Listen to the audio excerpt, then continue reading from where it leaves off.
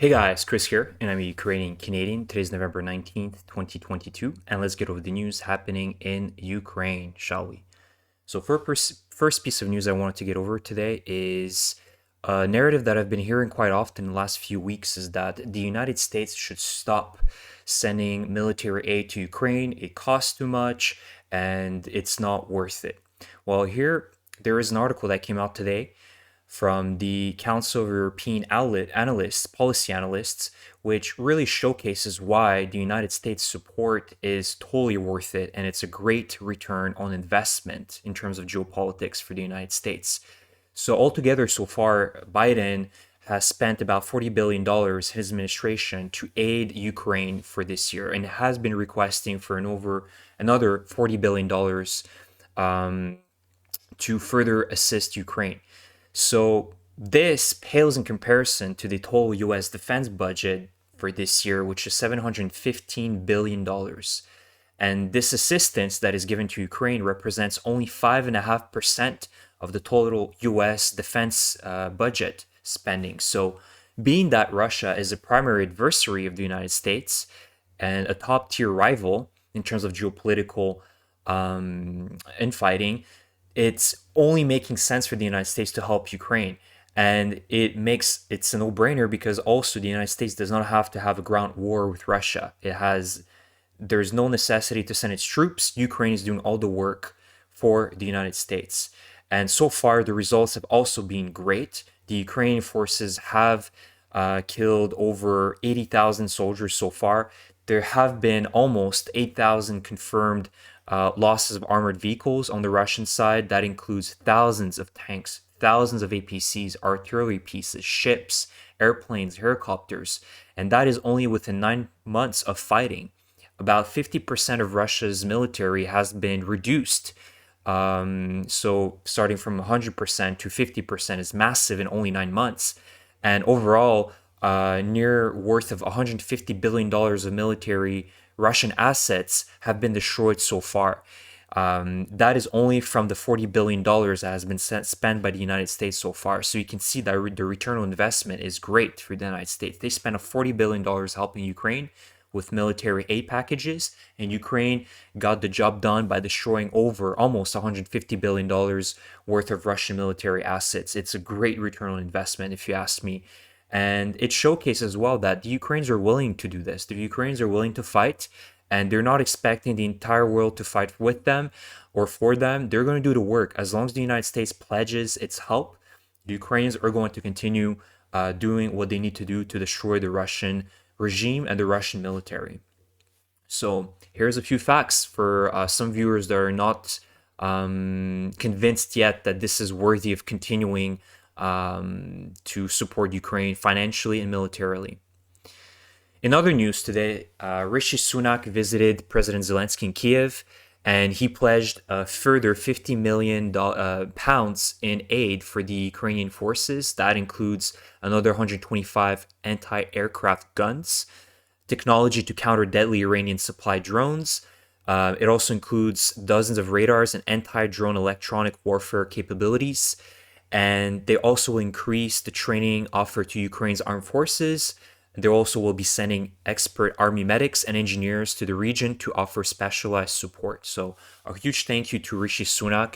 And it's really good to see that no matter what type of prime minister Britain will have, the British people will continue their support. There has been a tumultuous time the last few months with the move from Boris Johnson to Liz Truss to now Rishi Sunak, but all of them have been pledging their support for Ukraine. So a huge thank you to not only the British government, but the British people for believing in Ukraine. They have been true leaders in continuing to support Ukraine. So another article came out, very interesting. So the Russian prisons are unusually empty as inmates go to war against Ukraine. So we already know why. Prigozhin, the owner of the Wagner PMC, has been recruiting soldiers or prisoners from Russian prisons in the last few months.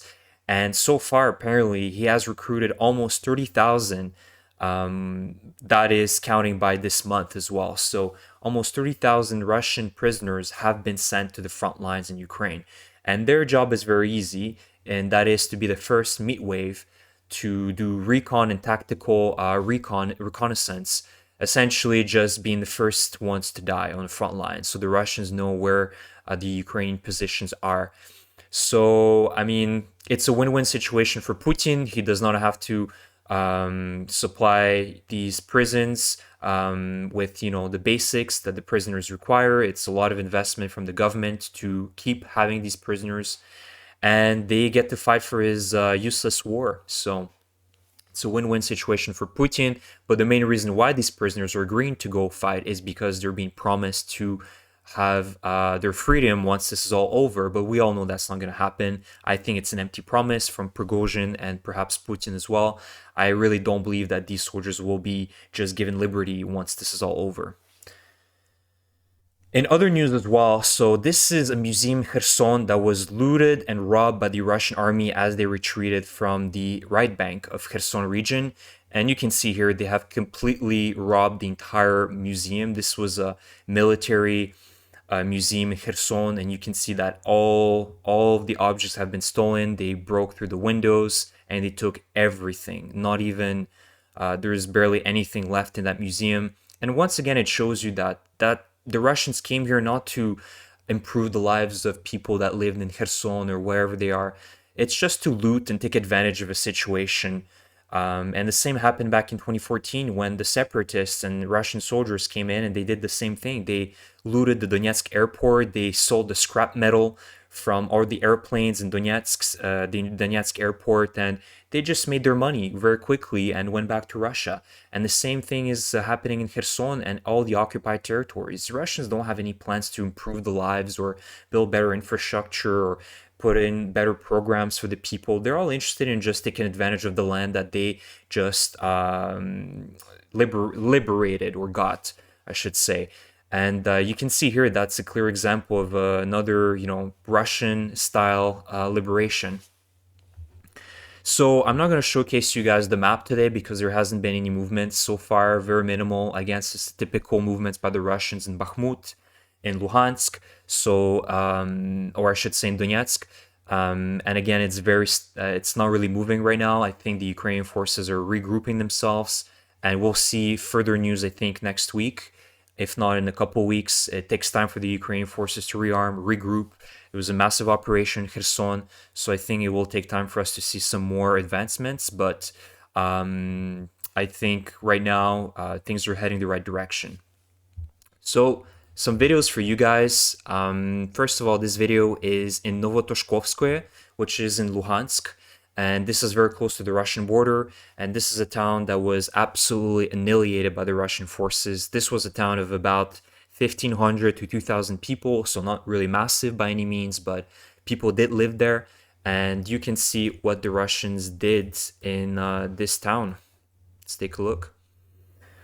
And apparently in the commentary, I don't have the audio here, but the person says that now only 7 people are left in this little town. But I mean, as you see, there's nothing to rebuild here. You need to completely destroy the city and rebuild from the ground up.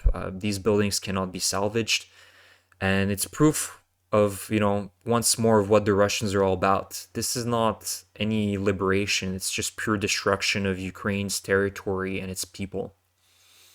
You can see all the burned down houses and apartment buildings, and it's very sad to see, the amount of work that will necessitate to bring back all these towns and cities back in order once this war is over. So this is an interesting video. I wish I could show you the audio, but I'll just translate that for you. So this is in a voinkomat, Russian barrack, where the mobilized soldier is receiving his uniforms and gear, and the attitude from the Russian officer that is giving him the gear is quite poor, to say the least. So let's take a look at the video. He's asking him what is his shoe size, and he says it's a 43. And the Russian officer says, I don't have 43, I only have 45, and he throws those boots on his face, swearing at the same time, and just has a really bad attitude, not happy that he's doing this. And he's asking him for his uniform size, and he says it's a 43 as well. He's like, I don't have 43, screw you, I don't have that. And he throws the uniform again on him. And he replies by saying, the mobilized soldier, that it's a 56, a size 56. And he's like, shut up, you're just nothing. So anyways, you can see that even the Russian army within is treating its soldiers so poorly, without any respect, without any discipline, whether it be the commanders or the officers or the soldiers between each other. There's just a clear lack of organization, respect, discipline. And this is why the Russians will not win this war. I am convinced about it, because you don't win wars like that by treating your soldiers like crap.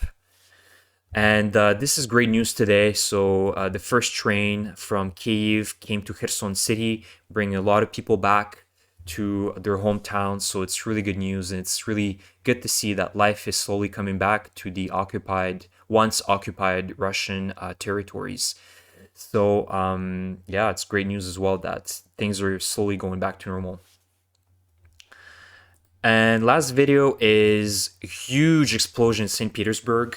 Apparently, this was a gas line that exploded. And could it be potentially Ukrainian sabotage? We don't know. There are reports that this could be a special sabotage mission by the Ukrainian forces. And I think for such a huge explosion, as you see here, this is just not some simple, mistake or human error here. This is clearly something far beyond just human error. So I potentially think this could be deep Ukrainian mission to sabotage the gas lines. And this potentially is one of the lines that feeds the Nord Stream gas line to Europe and Germany. You can see that this is in St. Petersburg, north of the city. And in St. Petersburg, Gazprom has their headquarters as well, the major Russian state-owned gas exporter, so producer. So you can see from different angles all these this explosion that occurred in St. Petersburg. So yeah, I guess they're not safe even in St. Petersburg. So thank you guys for your support. Really appreciate it. Please subscribe to my channel if you haven't subscribed yet. Like my video if you liked it, and I will see you guys in the next video. Thank you.